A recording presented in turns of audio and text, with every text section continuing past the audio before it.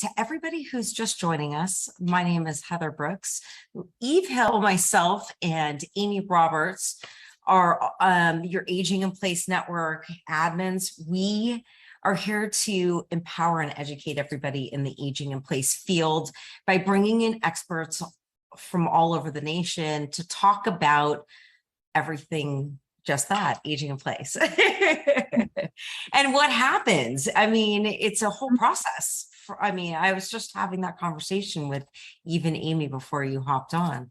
So I am going to let Amy introduce you, but before I do, we are recording this. So if for some reason you drop off of this or you don't, you aren't able to watch it, it will be on YouTube channel.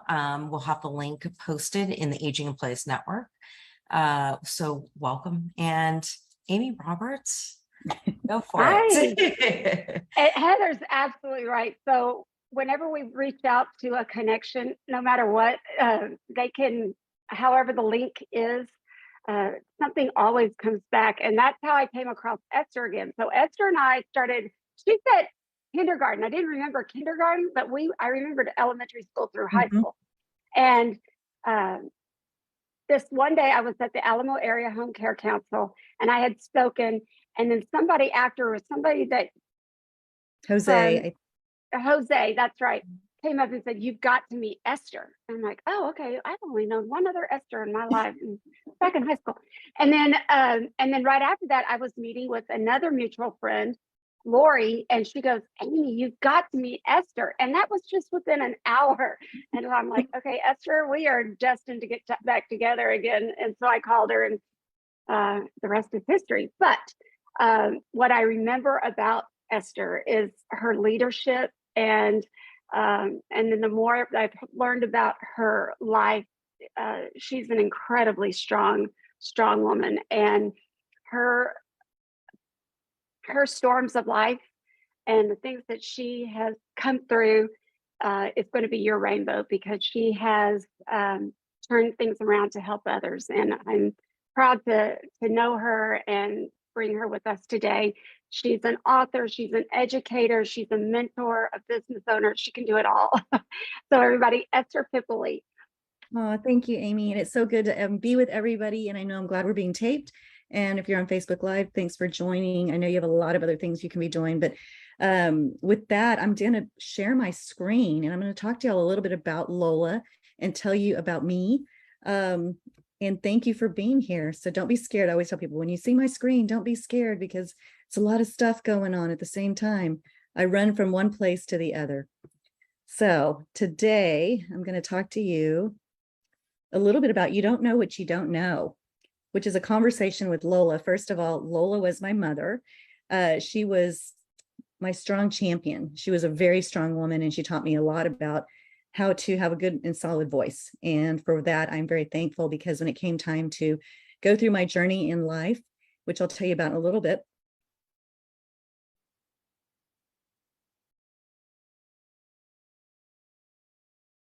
in the back holding down the family, the fort. And she was a PhD. She was extremely intelligent, was a professor at UT Austin. And it's saying that my internet's unstable, so I apologize if we freeze a little, but I hope you can still hear me. So with that, let me get going here. Okay, so in 2014, this is me. I was sitting on the floor, actually in a bathroom at my employer's office in December or November of 2014. I had lost my father and my husband 63 days apart. And that was in July to September. As a matter of fact, I'm coming up on the 8th anniversary of him graduating into heaven. And for my dad, it was it was a long process. He was 81. We'd had all the difficult conversations, and we had talked about what was going to happen, the end of life and the transition and what he expected and what he wanted. And first and foremost, my mother had died in 1999. So I was my dad's person. My older brother had a special needs child. So he really was kind of maxed out on what he could do to help. And my sister lived in Dallas. And so I was in San Antonio, and I was it. And my dad was a very active AARP president for the state of Texas, very active economics professor, was always busy, had to be on his calendar. And so when he got sick in the last year of his life, I just knew, it was going to be a long, hard year. And I was this durable power of attorney. So I was making every decision down to an aspirin. He would not even take an aspirin without them calling me. And I had taken a job. My husband and I at the time had decided our last child had graduated from college. And we decided, where do we want to go? And my husband had a dream. And I said, well, I'd always wanted to work in Denver, Colorado. So I called a recruiter, went to go work in Denver. So I was there from 2013 to 2015. And during this period of time, I was going back and forth. And when my father passed away in 2014, I thought, okay, I can pull myself together. I can be a good employee and a good wife again, because a lot of attention went towards my father and his care. And the day that we buried my dad, my husband said, I don't feel good. And 10 days from the day that my father died, my husband was diagnosed with stage 4 cancer. And it was a Hail Mary pass. He went to Tijuana. He was trying everything to extend his life, but unfortunately he passed away in September of 2014. And I will tell you, I want to take a step back here, because what people don't understand is that I was an employee. So I was working this whole time being a caregiver, and then for my dad, and then my husband gets sick. So then I'm a caregiver for my husband. And my employer came to me and said, wow, your PTO, your paid time off is lapsed. You really don't have anything left. Is there any way that when your husband goes to Tijuana for cancer emergency, Hail Mary cancer treatment, that anybody else can go with him but you? And in that moment, I was so freaked out about keeping my job and taking care of paying bills. And my husband was self-employed as an attorney here in San Antonio, that I said, you know what, let me see if I can talk to my daughter. And she was 24 at the time. And she ended up volunteering to go with my husband. And so the last 2 weeks of my husband's life, instead of me being with him and being by his side, my daughter was with him. And they made it back to Denver, Colorado. We got back to San Antonio, Texas on a friend's plane that came to pick us up in Denver so that we could get back here and he could pass away in Texas. And it was just a really, really scary time. So I come to this picture and I tell you all of that, not to make you feel bad, but to understand as an employee, my employer was saying, hey, I need you to kind of think about your job first, and going back in time, you cannot get that time back. And I feel really badly that I put my daughter in a position that at 24, she was going with her dad to Tijuana to do cancer treatment. And I was sitting in my cube daydreaming because I couldn't focus on work. So when people are caregiving and they're employees, I think that's something that we really need to focus in on, because they need so much help. And that's really why Lola started, because I needed somebody to guide me. And I really needed in that moment for somebody to tell me, no. Your employer's saying that they need you. They don't. Your husband and his life is more important than you staying and having to do work. And there was nobody to advocate for me. So in that period of time, I started really early on realizing that there was a missing element in the process between an employee and an employer, as well as friends and family. I had friends and family that were willing to help me, but I was really scared to ask for help. So this was me. I ended up my husband passing away 3 weeks after he died. I went back to work. As a matter of fact, my employer kind of gave me the date to come back to work. I was closing down a law office in San Antonio for my husband. I knew nothing about. I'm not a lawyer. I did not know what to keep, throw away, or save and scan. So I was relying on people like Marge Churchill at the San Antonio Bar Association to tell me what to keep. And I was packing up my husband's life that he had worked so hard for in 26 years. And I say that as a wife of an employer, self-employed person, because again, in that time frame, being a caregiver, somebody passes away, and there are all these things that have to go into effect. And one of the things that I had to do was make a difficult decision on our family home in San Antonio. So we had listed it for sale, and I ended up dropping it by $20,000 to get it sold. When I realized where all the bills were and everything that was in chaos, I called the real estate agent. And again, this was somebody that was not my person. This was my husband's person that had listed the house. Was on a fire sale. And so knowing that, that's kind of how I started Loss of Life Advocates. So in 2017, I had to file a lawsuit against an insurance policy to get my husband's life insurance. And after we settled, my attorneys took their portion, and I took what was left of the proceeds, and I self-funded a company named after my mom. And yes, I talk a lot about the elephant because it is the elephant in the room. Nobody wants to talk about a life transition or any of the hard and difficult conversations that go into what if and you know it's going to happen. So with that, I wanted to kind of tell you my story and why I'm here and what I do. And so I'm going to share a little bit with you what I think is important. It might pertain to what you do. You might know somebody that needs this.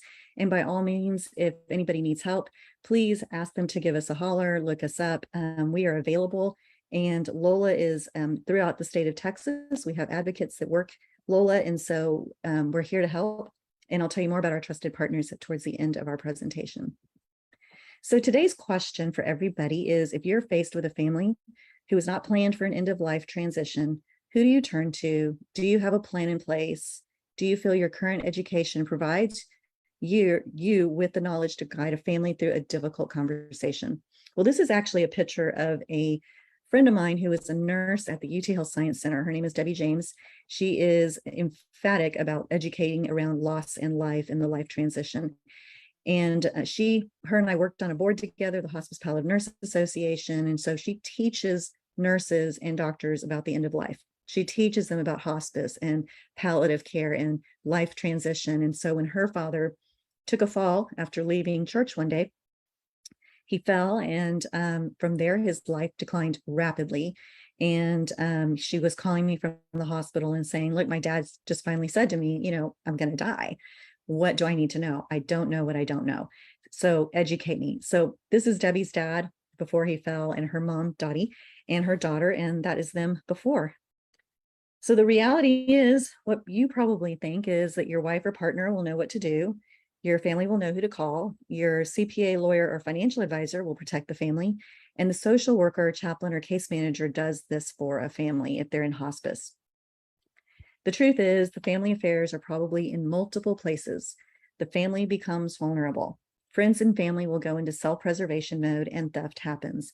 And I tell you theft happens, and I underline that because when my husband passed away, we had more than 1 or 2 or 3 or 5 people that were stealing from him, charging on his credit cards, taking things out of his office, taking clients away from him. I had a really hard time finding anybody that would be honest with me because I did not know anything about a law office. And I was married to my husband for 26 years. So it wasn't like we didn't know and we didn't talk about things. I just didn't run his office.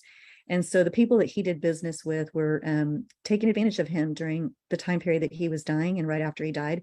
And it was really hard for me to watch my husband calling people before he died, and they weren't calling him back. And so I will tell you that the number one thing, theft happens. And if you don't protect it, you don't have the right people in your corner, this can be a very, very scary thing for anybody. So let's review a scenario. A husband is in the hospital. He has been the bill payer and holder of all financial information. His family and spouse go into a spin. Where is everything? Our final documents and affairs in order in place? Do we know his final wishes? So this is Debbie's personal story. And again, we usually present this together, and I love her story because here's a nurse that calls me and says, Esther, I don't know what I don't know. So we immediately go into, okay, does he have his legal documents? Does he have this in place? Does he have that? Well, he did not have his legal documents in place. He was a veteran. And so we knew that through the veteran side of things that we'd be able to find, get him benefits and stuff like that. However, they could not locate his DD 214, which are his discharge papers, which is very instrumental in burial. However, he had decided to be buried in a family cemetery. So Debbie basically calls me, we work through things together. I get a lawyer. We go to the hospice facility here in San Antonio at Vitas. Thank God, they're a wonderful, wonderful hospice company.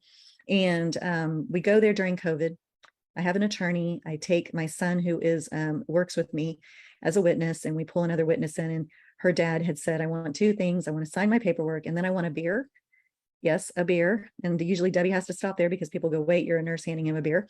And I want my dog. So yes, we go in there. The attorney talks with him. He sits up. He's got all of his faculties. He signs all of his documents. And then I go and I notarize the documentation with the attorney. We scan and we have all the paperwork for Debbie and her family. And it made a difference because without him having a will in place, a simple will, probate in San Antonio and Bexar County starts at about $4,000 for attorney's fees. With a will in place, it sometimes starts at $2,000, just depending on the level of complexity and the amount of assets. But that is the difference. And when people ask me, well, off the top of my head, how can you save me money? I always start with, do you have a will? If you have assets and you don't have a will, it's going to be very, very expensive for your family, and it's going to be very, very difficult. So this is Debbie's family. Her father ends up passing away very peacefully at Vitas. And of course, that started our question when Debbie, after this all happened, and she said, wow, I didn't know where anything was.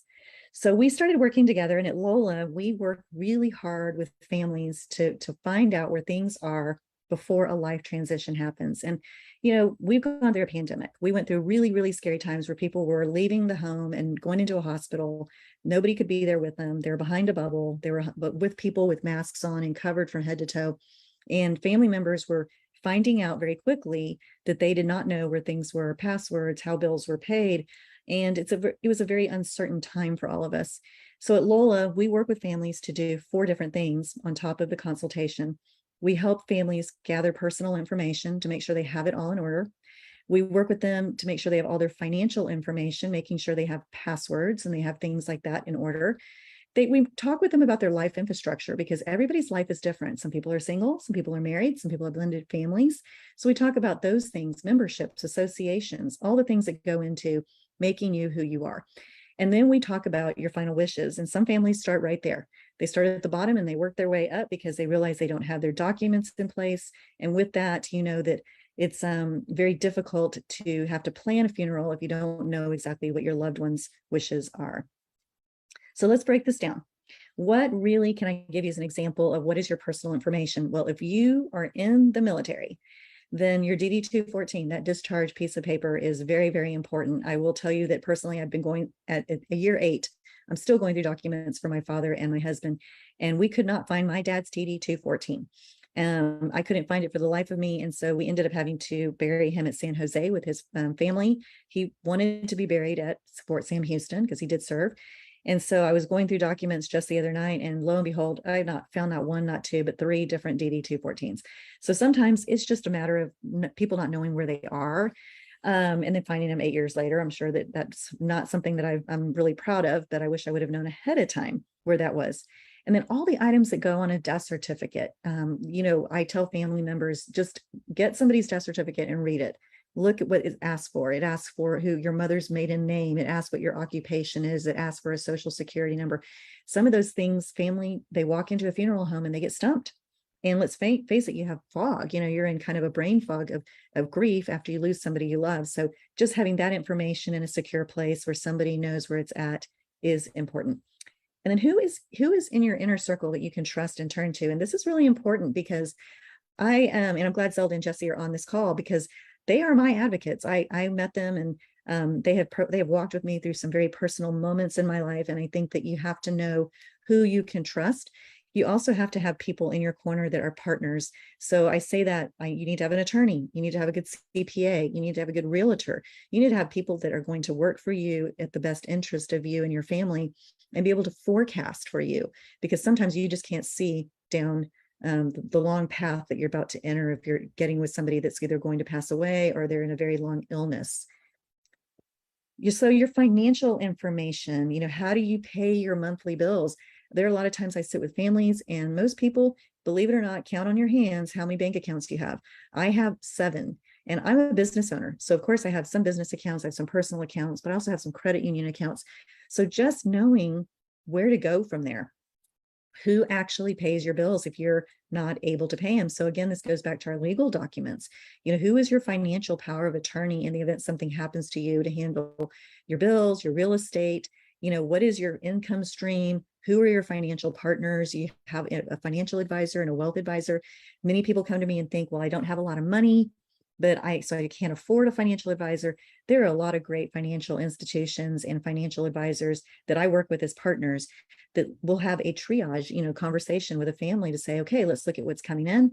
Let's look at what your budget is. Your husband passed away. That income has gone away. Your kids are over 18. You don't qualify for any time of Social Security for him yet. That was my truth and reality. I was 46 when my husband died. He was 66. And the funeral home told me, yeah, you're only going to get that $255 check from the government. You will not get a widow benefit. So I lost my husband's income and his Social Security. And then, of course, I was young and by myself, rolled all the way back. But who has access to your finances? Again, who are those people that you trust that you can have in your corner that will know what to do and guide your family or your kids? So life infrastructure, what exactly is this? Like I said earlier, this is everything that makes you who you are. Associations and memberships. I'm a member of AARP, AAA. I am a member of the San Antonio Hospice Association. I, have Hospice Palliative Nurse Association, everything you can think of.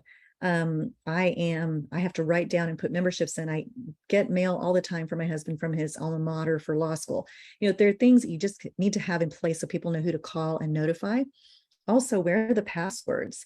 Military information, your insurance and benefits, and pensions and benefits that you receive, such as Social Security.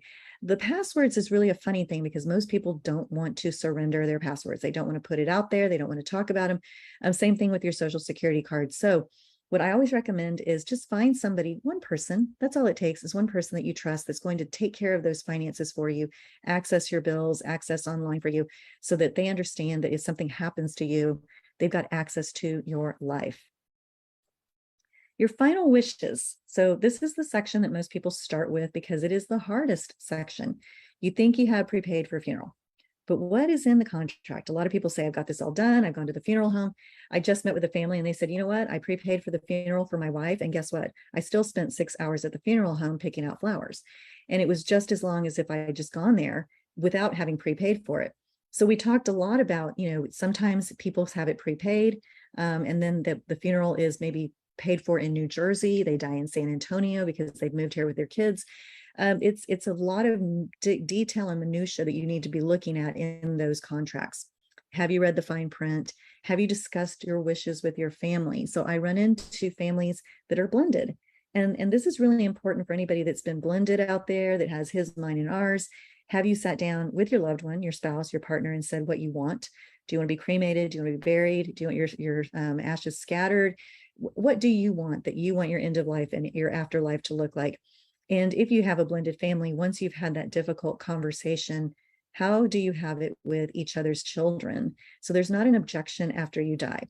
So I'll use my good friend, Patricia. She is, her husband died, I think a little bit before my husband did, but she had a blended family, and his sisters came in and said, and convinced her to do what they wanted her to do and not what her husband wanted to do. And still to this day, she says, I really wish I would have just done what my husband had wanted because it's a regret that I have that I didn't get to fulfill.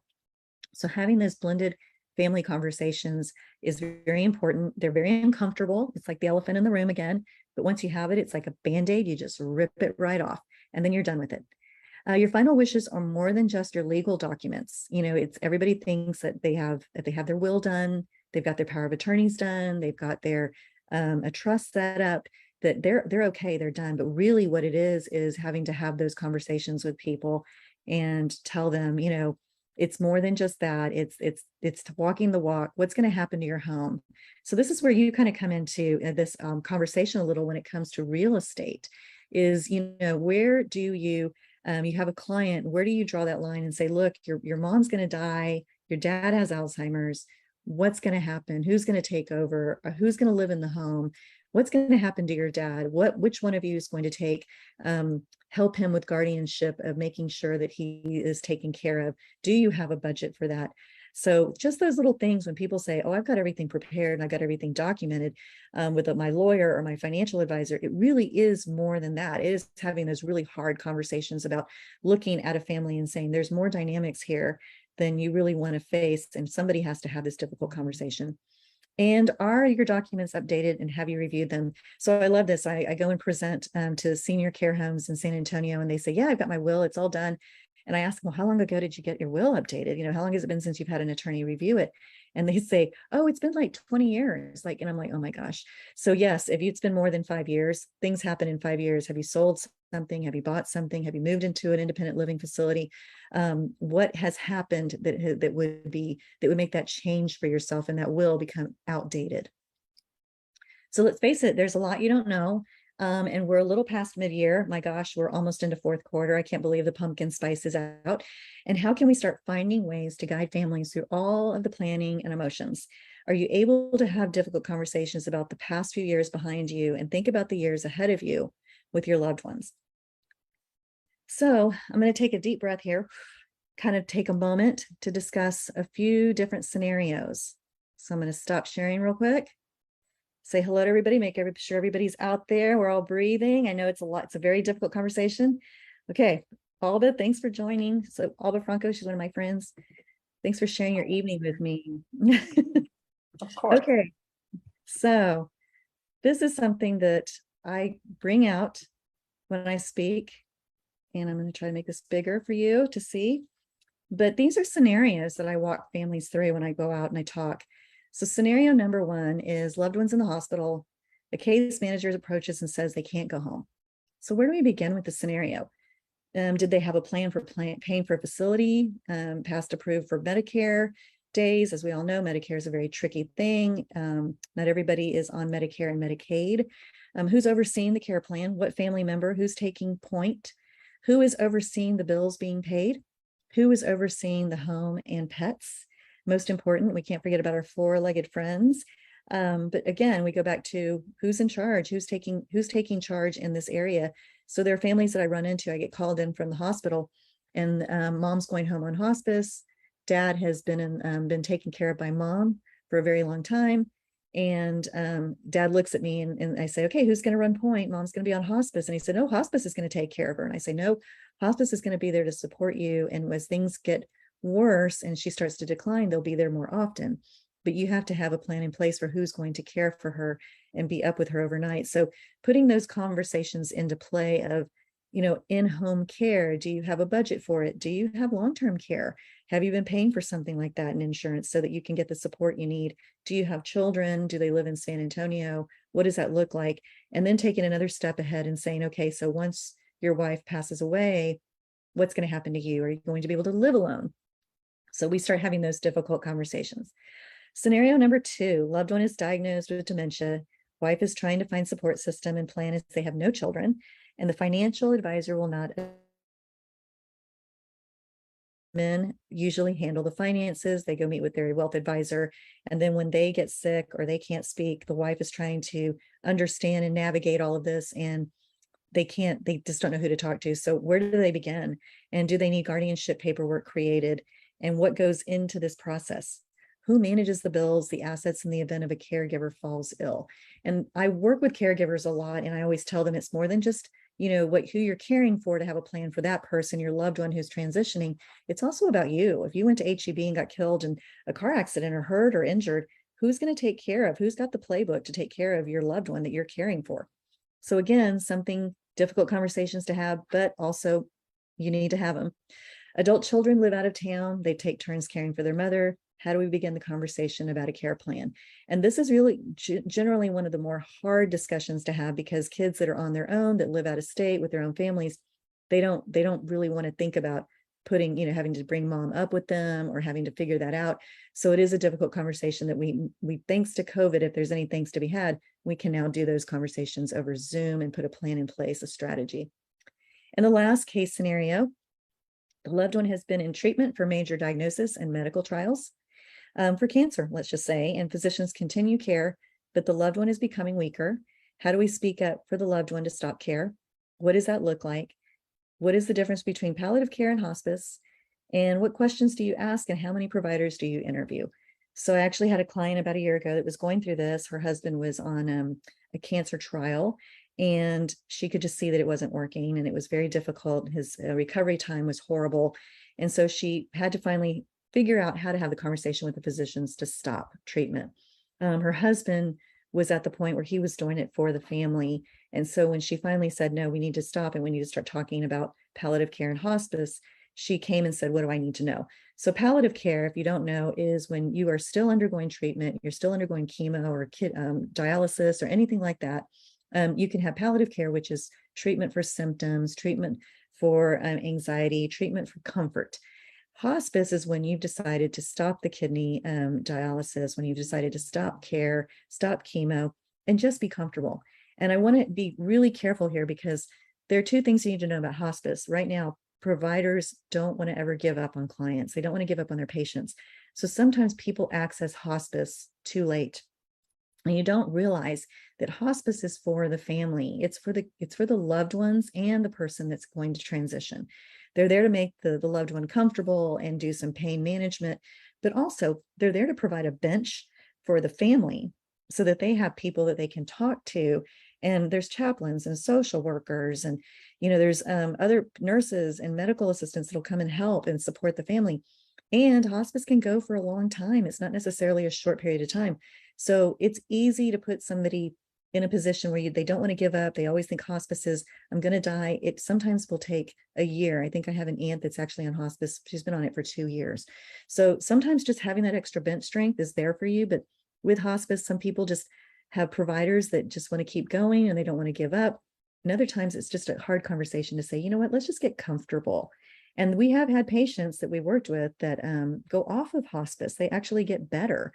And so they go off of hospice for a little bit. So I always want to warn people that, it's not always bad, it's not always means end of life. But it's something that it's a good conversation piece to have. And part of my partnership with my trusted partners is I have hospice people that educate palliative people. I have, all kinds of educational people around me because it's me throwing the ball to them. We're quarterbacking. We're making sure that we're getting people what they need. Okay. With that, taking a pulse here. Everybody still good? Okay. All right. So we're going to continue on and we're going to take a little bit of a short turn. So this is one of my favorite pictures because if you like elephants like I do, and I love the bunny, and they're sitting there looking into the sunset and they're just being quiet and still, which is sometimes what caregivers need. So we've gone through the scenarios. I'm going to push through these real quick. So let's talk about being intentional. And this is where I get a little mushy because it's the part of my conversation with you about you. And if you're in this arena of helping people and going through that transition and after loss and grief and working with families, having to sell a home or having to stage a home or having to get a home ready for, Amy and I were talking earlier about our parents are aging. They want to age in place, but they've got lots of stairs. It's having these conversations are hard. And so sometimes you need to be able to take care of yourself.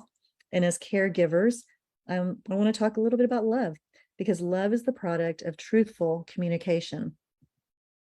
Love is the willingness and ability to allow others the right to make their own choices for themselves without any insistence that they satisfy me.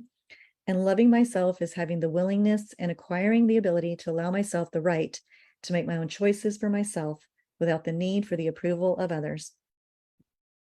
Self-care while caring for a loved one is knowing when to take a break, having resources to turn to, not being afraid to ask for help, and understanding you are grieving and you're grieving your loved one while they are passing away. This really works when we're working with families that are caregivers taking care of Alzheimer's patients or family members. And I tell them you're grieving your loved one because they're going through their disease and they can't remember the same things that you do. They don't have those same memories. It's very frustrating. And that's the ongoing grief process that happens with families. And it makes it really hard. So just understanding that and telling somebody it's okay to be sad. So grief, you're not alone. Grief is the normal and natural reaction to a loss of any kind. Grief is the conflicting feelings caused by the end of or change in a familiar pattern of behavior. Grief is the feeling of reaching out for that someone who has always been there only to discover when I need them one more time, they're no longer there. And grief is the feeling of reaching out for someone who has never been there only to discover when I need them one more time, they're still not there. So emotional jails, this is kind of important because their past is 10% of fond memories and 90% regrets. And your future is 10% planning and 90% worry or fear. Responsibility is what has happened, but how you choose to respond to the event today. Otherwise, you remain a victim in emotional jail. And we see people, right, that have had a loss and maybe even through COVID where they didn't really get that full funeral service to be able to have a proper goodbye. And so they kind of just get stuck in this emotional jail of not being able to move forward because they're just stuck in that place of total sadness and grief. So we like to talk a little bit about the present moment formula, which is knowledge isn't completeness. Approval is an inside job. Unresolved grief drains energy and limits choices. And active grief recovery is essential to moving forward. There are many people that say, you know, I'll know when I'm ready to start going through a grief recovery program or getting a grief group or cleaning out the house or selling the house, any of that stuff, right? I always tell people, like, if you fell and broke your arm, like literally broke it, you know it's broken, you got to go to the emergency room. Would you go or would you wait? And most people go, well, yeah, I'd go immediately to the emergency room. I wouldn't wait. And I'm like, it's kind of like that with grief. Just getting a little bit of triage right in the beginning so that you get on a good start is, and having the tools to be able to function through that grief is really important for processing and being healthy about it. I'll be honest, it's been 8 years since I've lost my husband and my father. It's still hard. There's still moments when the holidays come around the corner and I'm like, golly, you know, I really, really miss having those conversations. And so grief is an active process for people, and some people stay in it a little bit longer. Some people are healthy about it. And like myself, I can talk about it. So grief is something that we shouldn't be afraid of having conversations around. So fine, feelings inside not expressed. Moving into the fall of 2022 or 2023, knowing when to say I'm not okay. Or wait, hold on, 2022. I'm going a year ahead. Sorry, guys. Knowing when to say I'm not okay. This is important, especially as we start moving into these holidays. Knowing when to ask for help, having a team to turn to, really important. Getting your affairs in order. It's more than about your loved one you're caring for. It's about you too. And reviewing important documents. So with that, I know I went through this really quick and really fast. Are there any questions? Is there anybody? I know I talk like I'm on fire. People always tell me that when I would do public speaking. They'd say, gosh, you're talking like you got fire behind you. So I just want to take a pause. Well, I just have to say this was one of the best reviews of the whole process that I have heard. Oh, thank you. Thank you. Thank you so much. That's good to hear. You know, sometimes we do these presentations so often that you forget. And there are times when I forget to say things. I do want to talk a little about Elizabeth Kubler-Ross. Does anybody know who she is? So she talks about the stages of grief. And I laugh because I have a really good friend who just got married in Denver. And of course, Carla died in San Antonio. I had to go back to Denver for work. And I get there and she says, look, I've looked up the stages of grief and I'm with you with everything except for the anger. I won't do anger with you. And I was like, oh my God, you know, but Elizabeth Kubler-Ross actually wrote those stages of grief for the person that's dying. And when that person, when you see that person go through the process, you're like, oh, I know where you're at. So having that understanding, because we've transitioned it and transferred it over to the people, family members for after a loss and stuff like that. But I like to always tell people, understand that we all live in a sea of grief, that everybody is going through something, and that loss is not just loss of life, it's loss of our loved one, it's loss of a pet. You know, it's tragic when you lose your animals. I've lost my animal this year. I think Zelda and Jesse lost their family pet. It's a hard thing to get over. So that little hurdle, and then you have loss of a financial situation. And for employers out there, if you're working with employers, loss of trust in the workplace is a huge one since we've gone back to work and people have gone back into the workplace. It's not the same. People are different. And if you get your trust violated at work, if you don't have a safe workplace to go to, it can be unbearable. And that is the beginning of the end for a really valued employee. So loss of trust is also really important. Anybody else? Well, you mentioned Elizabeth Kubler-Ross's book, but I'd like to mention your book. Oh, You've got a book. It's called Lying on the Floor, Holding My Breath. And it's about what the process and how you came through it.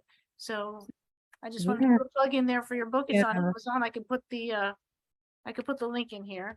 That'd be wonderful. And just so you know, I wrote that book so that you could read it in 30 minutes. It's not supposed to be a novel, you know. Yeah. I wanted people to read it and go, oh my God, I'm prepared. But the reason it's called Lying on the Floor, you know, trying to catch my breath, holding my breath, was because I was holding my breath. One of the things, my daughter's a yoga instructor, so she kept telling me, you're holding your breath. You're holding your breath. And I was like, no, I'm not. She said, yes, you are. And I go, you're right. I am holding my breath, trying to catch my breath, because grief does that to you. You're breathing from the top versus the bottom of your belly. And so it's really important. But I was literally on the floor in the bathroom. I was running for my life because my employer had decided I just wasn't valuable anymore. And I was showing up, and basically I was causing other people to be uncomfortable, being vulnerable about my grief. And I had a coach because I couldn't find a Lola person when I was going through this. in Denver. So the closest I got was a business coach who immediately sent me over Brene Brown's speech, TED Talk on vulnerability. And she said, you are showing everybody in that organization how to grieve. And you know what? You don't stop. And I knew that was my third loss, losing my job and realizing that I had to run for my life because they didn't understand me. They didn't understand what I was going through. And I look back on that as an experience that I've created a whole corporate plan just based on that for employers, because my employer just didn't know any better. They didn't know how to talk to me. They didn't know how to approach me, but all they could say was, wow, you're making a lot of mistakes and we're going to have to put you on a PIP plan. And I was like, lost my dad, lost my husband, and now I'm going to lose my job. And it was a very vulnerable place. So that book really came from being on the floor and having to figure out how I was going to get out and pack my cube and run for my life. And I'm grateful. I made it back to San Antonio, where better food, better tacos, friends, family. And out of those experiences came loss of life advocates. So I'm not grateful for the experiences, but grateful that I had a power higher than me that was telling me your story is not done yet. And for those that are on here now, she also does training in this, correct? Yes, I have a certification plan, which Alba and Zelda and Jesse are certified advocates. So I train people to go through the process. I have forms that I work people through, and through those forms, get the conversation going about blended families and, oh, you have property. And you'd be surprised when people start talking about property. I had a woman that called me yesterday and she's like, my husband managed everything, but we have like hundreds of acres in Falls City, and I've got acres in Medina, and I've got my home, and I've got this. I need land people. I need people to help me. And, so it's not until you're having those conversations and saying, tell me about your property, tell me about your real estate, that people start opening up and saying, oh yeah, I inherited 1/16 of an acre from my grandmother, and it's with all my cousins, and I don't even know what it means. And the spouse goes, what do you mean you've inherited this? What am I supposed to do with it if you die? Like, we can't even, Medina has it's a puddle, there's nothing there. So some of the conversations through those forms, we do training, and then we also walk through the case scenarios that I was showing you earlier. So we just do a lot of experiential working with people. And I actually just started a chaplain program. So we're working with chaplains specifically to get trained on Lola, so that when they're talking with families, they can walk them through getting prepared, because the chaplains usually get called in at the end. They're there to do last rites, or they're there to have those hard conversations. So now chaplains are wanting to know, how do I get a family, get them ahead of it, especially if they're a hospice chaplain. So yes, the training is, it's amazing. And I've got some really, really great people that work with me. Okay, so Alba says, and keeping the Lola plan updated is important. I had surgery a couple of weeks ago and wanted to ensure my info was current. It took me 3 hours because I underestimated how much had changed in the last 2 years. Lesson learned, take a few minutes and update at the point of change. Don't let changes accumulate, because we'd never remember changes. I'm just going to speak from experience. And you never know what tomorrow may bring. And that's, by the way, Alba, that's amazing. Yeah, I think most of us would agree with that. But I think most importantly is that education piece of the awareness, because there's some great little golden nuggets here that we all went an aha moment that you're right, we don't think about it, or we don't have that conversation with family. A lot of people are so afraid to come forward and talk about it. They just figure, well, put it away in a box and forget about it and leave it to somebody else to worry about. Oh. And then you find out that they pass away and everything is in chaos. But do you think that comes from our upbringing? Because yes, our upbringing and our generation before that, like our parents' upbringing and our grandparents' upbringing, was very much stuff it down. Let's no feelings, no this, no that. And let's not talk about those things. Banking's private, my financial stuff, even from the kids.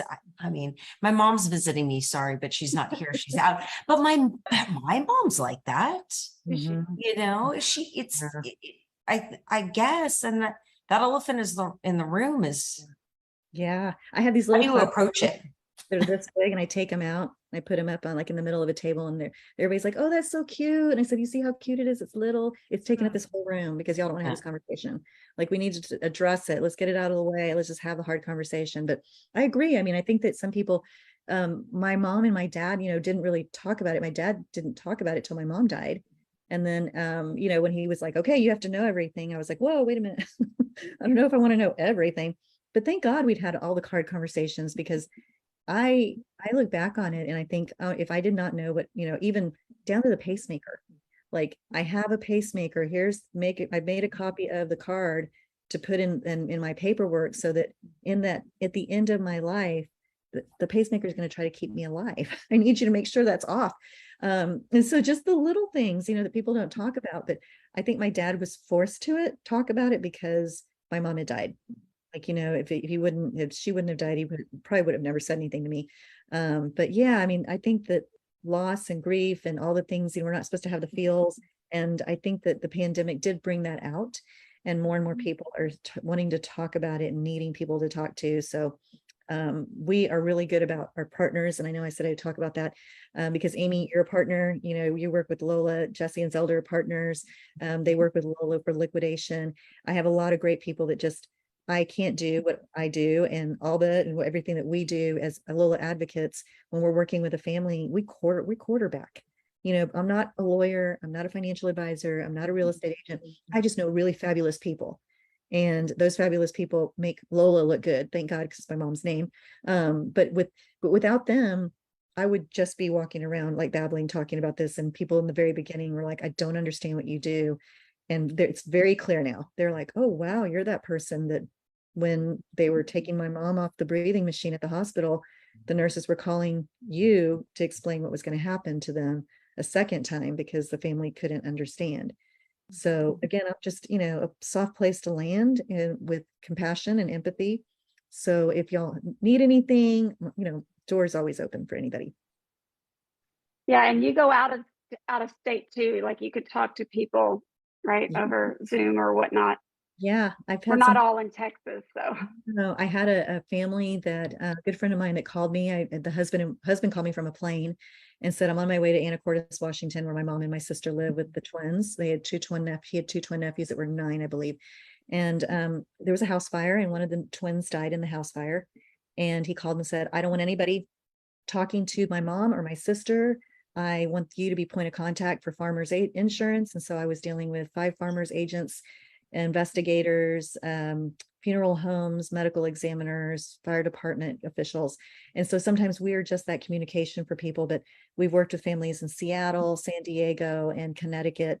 And so really COVID did kind of expand services for us, because we realized that we don't have to be in a room to touch them. We simply just need to be available. And sometimes this is enough, just having a Zoom call or a phone conversation to say, I can hear you, and let me identify and put a strategy in place for you. Yeah, I see you also do conflict I'm sorry. I said, that's a good thing, because I'm in Florida. So I was thinking that you were only available. Oh, there you go. Yeah. I have an advocate in Florida. She just moved down there about a year ago, and she's trying to get her feet underneath her. So hopefully maybe she'll charge up and put herself out there to work. How do I get information to give to people who should have this information? Like, I would like to give this to my senior care network that I was just at luncheon today, and they're all the professionals and community relations directors for senior housing and senior communities and assisted livings. They're all there. How do I get this to them? So those people who are in the homes already that have memory issues or dementia or all this, how do I get this to them and their families? And so I can have that service also. Well, if you want to email me at Esther, ESTHER at lossoflife.com. I'll have Eve go ahead and put it in the chat box for everybody. And you can email me and I'll send you information. I have a wonderful admin that is working with us now. I finally got to the point where I have an admin. I was like, oh my gosh, it sounds so official. And then I have a researcher, one of our childhood friends, Amy, and I have a friend that she is rabbit down the hole. She is Johnny on the spot. I can give her anything. But we can send information over to you and some flyers and anything that you need. I mean, even if it's just emailing you some of the the marketing materials that we have, we're happy to do that. Great. I also on Facebook Live, Vince asked, do you have a chapter in any other state? So right now, just Texas. And then I actually have a partnership with 3 other women that are called PALS, After Loss Professionals. And they are in Atlanta, Georgia, Nashville, Tennessee, and North Carolina. And so they do similar work that I do. So they are in those states. And if not, then we are spreading out and trying to train as many people to do what we do in this area. So we're real excited. We're kicking off a training program for after loss professionals. And then of course I have the Lola certification, which covers more of the before and during, and theirs is more that I have with them is more of the after stuff. But the after stuff is where people get stuck. And so we're trying to get more people trained because we realize this ocean that we live in, there are a lot of people that are out there working and saying that they can help, but they are not trained. And so we put a training program together to legitimize this market. So the answer is we're getting there. If you're interested, let me know. We'd be happy to send you more information. Thank you. I would Mhm. love the information. Even if I don't take it, I have some people who might be really interested in that. Yeah, absolutely. That's the only way to grow, right? Yeah. And when I started this, I said, I'd never envisioned having employees. I wanted to have contract people that I could get trained up and they could go out into the world and do this on their own. And it could be a business plan for them. And that's really how we wanted the model to work. And I've just been really lucky. It's organically grown. And then the level of work that we're doing is just way different than I thought it was ever going to be. So it is a very, very fulfilling job to have. Well, I want to say that we've got about 8 more minutes. So if you have any questions, please open up your mics and feel free to go ahead and ask her. I'm monitoring our Facebook Live. And thank you, Vince, for, I hope she answered your question over on Facebook. And if there's anybody else, please open your mics and go ahead and ask. And if there's any information that you need, we'll be happy to drop it in the chat box for you. I'm not really sure if this is a question. I'm finding out a lot these days because my father's on hospice, and before this happened, I didn't have an understanding of what hospice was, and I don't know when I would have decided to proactively for myself find out what hospice is. I know there's a lot of other things that if I had thought earlier, I would come to someone like you and I would have all those ducks in a row. But in terms of learning things like hospice, I don't know, how does a person get to where they know they have to find that stuff out? So, the earlier, the better. I always say, you don't even have to be on hospice to go to an educator. So any hospice company have what they call educators or marketing people that will sit down and evaluate a family ahead of time. And I always tell people, even before you think you're going to be eligible, go down this path, start interviewing. Start interviewing companies and start putting 3 people on your list and saying, ooh, I really like this company, or I compared these companies. And, this is what's, I feel comfortable with them coming in my home, and really doing that test on them. But the education ahead of time, I'm a guru of knowledge is power. So the more you know ahead of time, the better off it is, so that you're not caught off guard. I do the same thing with in-home care. So the lady that called me yesterday that said, I've got this land and all these things going on. She's taking care of her husband. She's the primary caregiver. And she said, I think I need hospice. I'm not really sure. So I was able to connect her with a hospice educator that I work with and say, look, she's probably not really ready to make that decision, but I think she needs to be educated on what it can do to help her. And then the same thing with some other providers for in-home care, because she's trying to Band-Aid approach it and putting things together. And what she really needs is for some, to have those people in line and set up. And especially during COVID, I would tell people, hey, you need to have at least 3 companies on your list interviewed at all times, because if company A gets COVID and they're broken out, then you have to go to company B. And these families that get this 24-hour care that for their loved ones, when they go home, they don't necessarily, one person can come in one day and the next day it's a totally different care provider. So if your loved one is being cared for by, a 17-year-old, I mean, it's been really irritating for me, because the poor industry of home care, they can't seem to find people that can help. And they're getting people younger and younger to go in and take care of 80-year-old people. And so I'm like, interview, and ask the questions of, you're the Cadillac, you're the Mercedes pulling up, you're the marketing person with the, beautiful smile and you're there to wow the doctors and get past the referral person and past the receptionist to get the referrals in because you're a salesperson. But who's actually driving up and taking care of your loved one? Like, who is that person that's actually going to show up on a daily basis, and they're going to be your extended family until your loved one passes away. So get to know them, understand who they are so you can organize them. What's she showing What us? is it? Unmute. We have to ask to unmute. Oh, it looks like I've somebody. asked to unmute. It didn't work. Okay. I have found a co-op of home caregivers. Oh, Each great. one of the caregivers actually owns part of this company. So they Oh. are invested, and these people, Oh, wow. and when you interview one, that's the one that will come. That is awesome. And I have a whole folder here full of stuff that I have kept and all the people that I've met. And so I'm just a realtor. So I stay in my lane, but Right. I have all this information to pass on.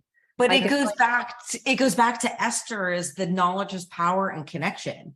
And when Exactly. you connect, when you go into your community and you educate on the simplest things, as home modifications or whatever it is, as a real estate agent or as as Lola, you're bringing in one more little golden nugget of information that you didn't Exactly. know to take away and go, oh my gosh, I didn't think about that. Because I Right. promise you, we're going to walk away from this call and we are going to ask ourselves one of the questions that you had on your slide. Oh my God, do we have this or do we have that person?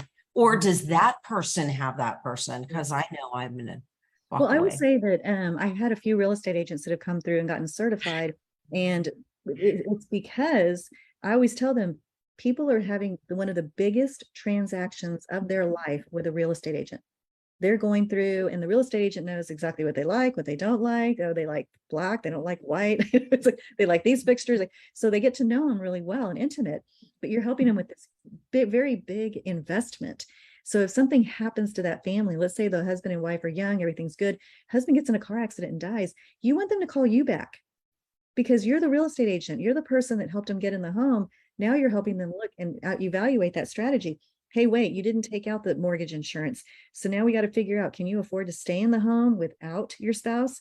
So, it's a conversation. So I always think the real estate agent is actually a quarterback, just like a Lola advocate, because they're the ones that are saying, hey, you're getting ready to get in over your head, or, maybe if it's one of you died, what do you have in place? So the Lola forms, I have a few real estate agents here in San Antonio that actually got certified, and they go through the forms and they gift them to families as they buy the house, and then they walk them through as an advocate. And they're like, okay, so if anything happens, heart attack, stroke, anything good, bad, soccer game, graduations, I want to be your person.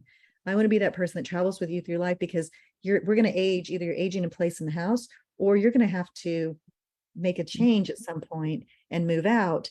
You want them coming back to you, so you want to be that quarterback in the corner. So yeah. I call that, by the way, modify or move. Yes. Because I use you're it all gonna the time. need to modify your home or move out of it. And if whatever your line of work is, but if you are able to accommodate somebody at some point with that modify or move and transition, either educationally or with a sale of a home, it's that much better. Yeah. Helps its community. It makes a difference. When I'm working with families that one child, the mom dies and the daughter's been living in the home with the dad. And so she's trying to take care of dad. And I'm like, you've got Medicaid, this 5-year look back thing. It's a whole strategy, and as a real estate agent, you're actually kind of in that sweet spot of being able to guide people down that path and saying, look, we're seeing these things happening. If you're really involved in keeping up with them, you're aging or your parents are aging. There's a 5-year look back. There's a lot of things that go on too. If they're going to need 24-hour care or Medicaid. I read an interesting thing about that.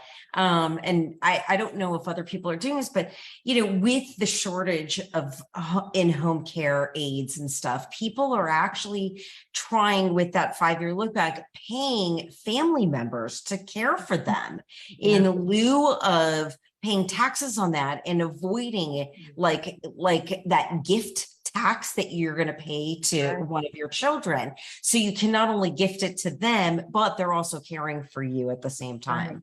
I had And so to, yeah, I live with my son and his wife. I know it's kind of sounds crazy, but we during COVID liked each other so much, which doesn't, I know not every family's like this, but we love each other so much that I sold my childhood home to them.